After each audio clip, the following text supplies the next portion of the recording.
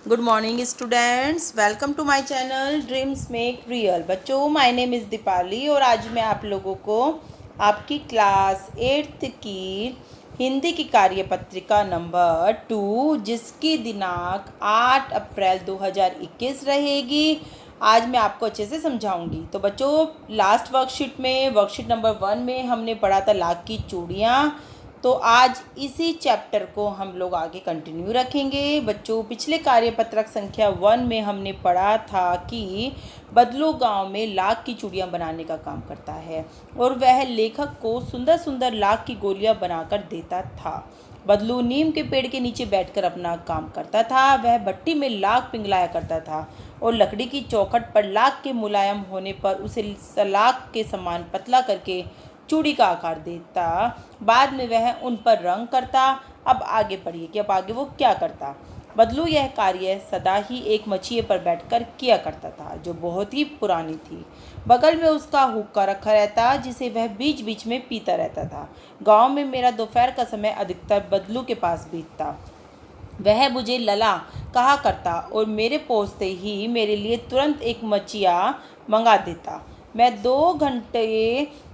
घंटों बैठे बैठे उसे इस प्रकार चूड़ियाँ बनाते देखता रहता। लगभग रोज ही वह 4-6 जोड़े चूड़ियाँ बनाता। पूरा जोड़ा बना लेने पर वह उसे बेलन पर चढ़ाकर कुछ क्षण चुपचाप देखता रहता, मानो वह बेलन ना होकर किसी नववधु की कलाई हो।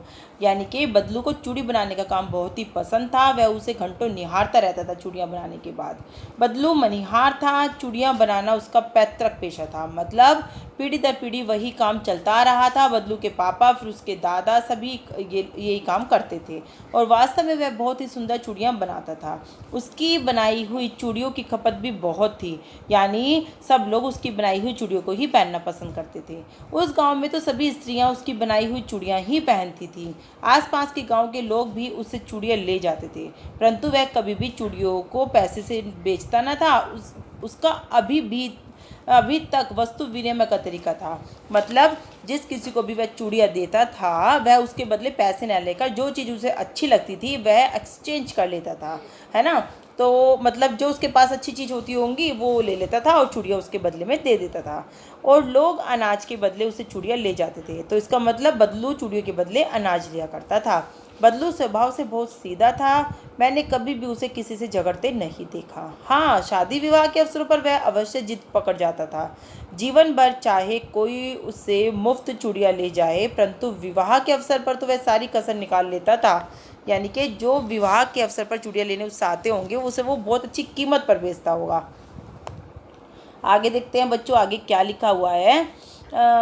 बदलू स्वभाव से बहुत सीधा था। मैंने कभी भी उसे किसी से झगड़ते नहीं देखा। हाँ, शादी विवाह के अवसरों पर वह अवश्य जिद पकड़ जाता था। जीवन भर चाहे उसने मुफ्त चूड़ियाँ बेची हो, परंतु विवाह के अवसर पर वह सारी कसर निकाल लेता था।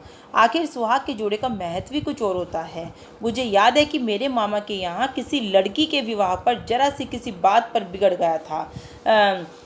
उसको मनाने में लोहे लग गए थे, है ना। मनाने में लोहे लग जाना यहाँ पर एक मुहावरा है। कमर के टाइट कस जाना, मतलब बहुत ही मेहनत करनी पड़ी थी। विवाह में इसी जोड़े का मूल्य इतना बढ़ जाता है कि उसके लिए उसकी घरवाली को सारे वस्त्र मिलते, ढेरों अनाज मिलता, उसको अपने लिए पगड़ी मिलती और रुपये जो मिलते सो अलग। यदि संसार में बदलू को किसी बात से चिढ़ रही थी तो वह थी कांच की चूड़ियों से। यदि किसी भी स्त्री के हाथों में उसे कांच की चूड़ियाँ दिख जाती तो वह अंदर ही अंदर कुटता रहता था और कभी कभी तो 2-4 बातें भी सुना देता था। क्यों? क्योंकि वह तो लाख की चूड़ियाँ बनाता था। इसलिए बदलू अगर किसी भी स्त्री को कांच की चूड़ियाँ पहने देखता था तो वह क्या करता था, वो बहुत ही चिढ़ जाता था उस स्त्री से। ठीक है बच्चों, तो अब कुछ कठिन शब्द भी आए हैं। चलिए, जैसे मचिया। मचिया का मतलब होता है बैठने के उपयोग में आने वाली सुतली आदि से बनी हुई चौखट, चाकोर खाट। आप समझ रहे होंगे ना कि मचिया क्या होती है। ये सुतली से बनी हुई खाट होती है। मनिहार चूड़ियाँ बेचने वाला, पैतृक पूर्वजों का। वस्तु विनिमय, पैसों से न खरीदकर एक वस्तु के बदले दूसरी वस्तु लेना। और कसर, घाटा पूरा करना। ठीक है बच्चों, घाटा पूरा करना।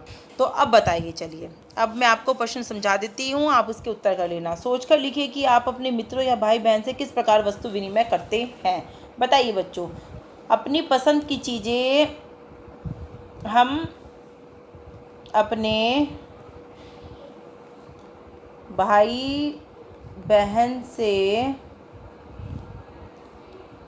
जो चीज़ें उसे पसंद हैं उसे देकर, और जो मुझे पसंद है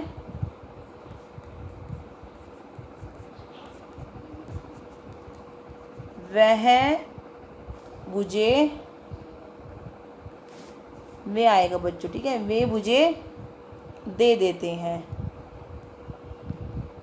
इस प्रकार हम वस्तु विनिमय करते हैं। इस प्रकार हम वस्तु विनिमय, वस्तु विनिमय का मतलब यही होता है कि जो चीज़ आपको पसंद है आप दे देते, आपको मिल जाती है, और जो आपके भाई बहन को पसंद है आप उन्हें दे देते हो। एक के बदले दूसरी चीज़ देना, वस्तु विनिमय करते हैं। ठीक है, कहते हैं ना हम चीज़ों को एक्सचेंज कर रहे हैं, तुम ये ले लो और मैं ये ले लूँगा, तो इसको बोलते हैं हम वस्तु विनिमय। पैसे का लेन देन नहीं होता, इसमें चीज़ों का लेन देन होता है। ठीक है बच्चों, समझ में आ गया होगा।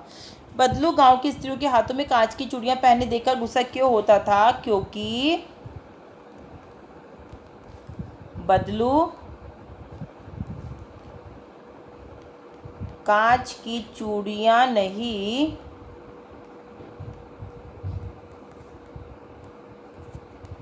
बल्कि लाख की चूड़ियां बनाता था।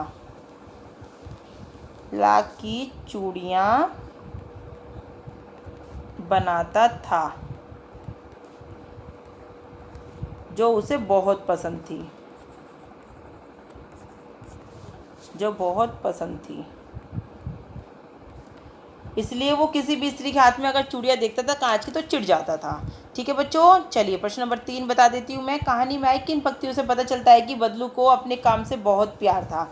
ये मैं आपको प्रश्न नंबर 3 का उत्तर यहाँ बता देती हूँ। देखो, प्रश्न नंबर 3 का उत्तर बच्चों हमें यहाँ मिलेगा कि बदलू जो है रोज कितनी चूड़ियाँ बनाता था? लगभग बदलू रोज 4-6 चूड़ियाँ बना लेता था, और पूरा जोड़ा बना लेने पर वह उसे बेलन पर चढ़ाकर कुछ क्षण बैठकर देखता रहता था, मानो वह बेलन ना होकर किसी नववधु की कलाई हो। तो इससे पता चलता है कि बदलू चूड़ियों से बहुत प्यार करता था, अपने काम से बहुत प्यार करता था। तो बच्चों ये सारा आप लोग लिखोगे, वह 4-6 जोड़े चूड़ियाँ बनाता था रोज, पूरा जोड़ा बना लेने पर वह उसे बेलन पर चढ़ाकर कलाई हो, यहाँ तक लिखोगे। ठीक है बच्चों, चलिए प्रश्न नंबर 4 बता देती हूँ मैं आपको, क्या लिखोगे आप? कहानी में मुहावरों का प्रयोग जैसे लोहे लगना, है ना, यानी बहुत मेहनत करना, गद्यांश में आए अन्य मुहावरों को खोजकर आपको लिखना है। एक मुहावरे हैं बच्चों इसमें जो हमारा आया है कसर निकालना।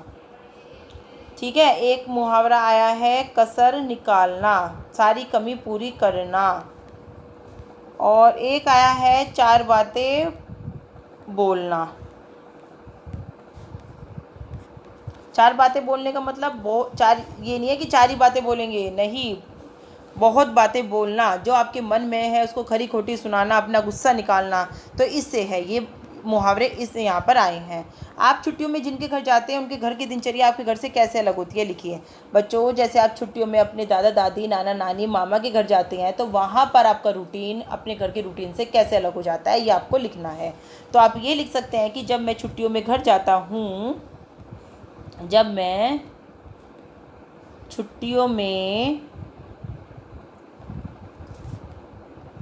नाना के घर जाता हूँ,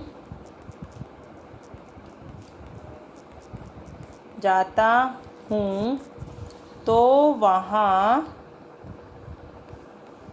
मैं